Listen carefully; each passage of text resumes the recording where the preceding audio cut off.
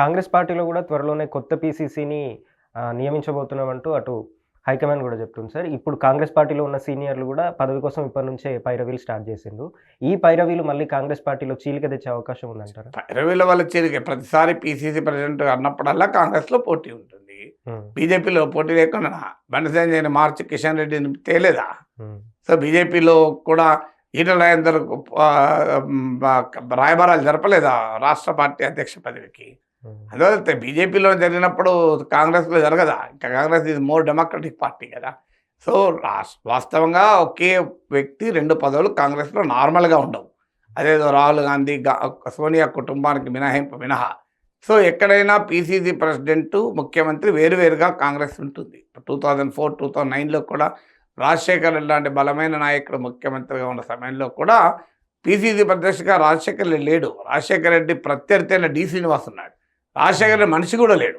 కాంగ్రెస్ పార్టీలో హైకమాండ్ చేసే ఎత్తుగడది. ముఖ్యమంత్రి వర్గానికి చెందిన వ్యక్తే పీసీసీ ప్రెసిడెంట్ ఉండాలని లేదు.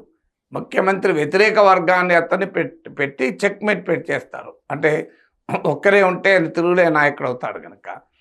అందుకే మీకు రాజశేఖర రెడ్డి ఎగ్జాంపుల్ చెప్తాను. రాజశేఖర రెడ్డి అంత బలమైన నాయకుడు, అయినా కూడా పీసీసీ ప్రెసిడెంట్గా తన మాన్ని పెట్టుకోలేకపోయాడు కదా.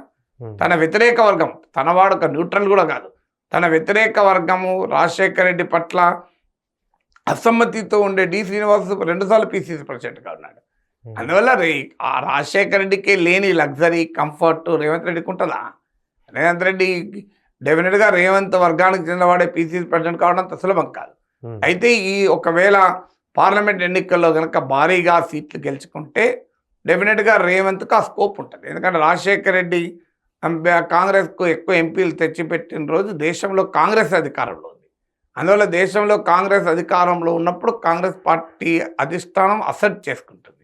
ఇప్పుడు ఏమవుతుందంటే కాంగ్రెస్ అధికారంలో లేనప్పుడు రేవంత్ రెడ్డి నాయకత్వంలో కాంగ్రెస్ ఎక్కువ సీట్లు తెచ్చుకుంటే రాజశేఖర రెడ్డి కన్నా ఎక్కువ ఇన్ఫ్లుయెన్స్ రేవంత్ ఎగ్జర్ట్ చేసే అవకాశం ఉంటుంది.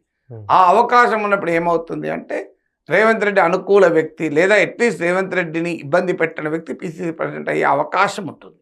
ఒకవేళ కాంగ్రెస్ పార్టీ కనుక సరైన పర్ఫార్మెన్స్ చూపకపోతే అప్పుడు పీసీసీగా ఎవరినైనా పెట్టే అవకాశం ఉంటుంది. ఎందుకంటే ఎన్నికలకు ముందే మార్చాలి, కానీ ఎన్నికల సమయంలో వద్దని అసెంబ్లీ ఎన్నికలకు ఎవరి నాయకత్వంలో వెళ్ళామో వారి నాయకత్వంలోనే పార్లమెంట్ ఎన్నికలకు పోతే ప్రయోజనకరమైన అధిష్టానం భావించింది.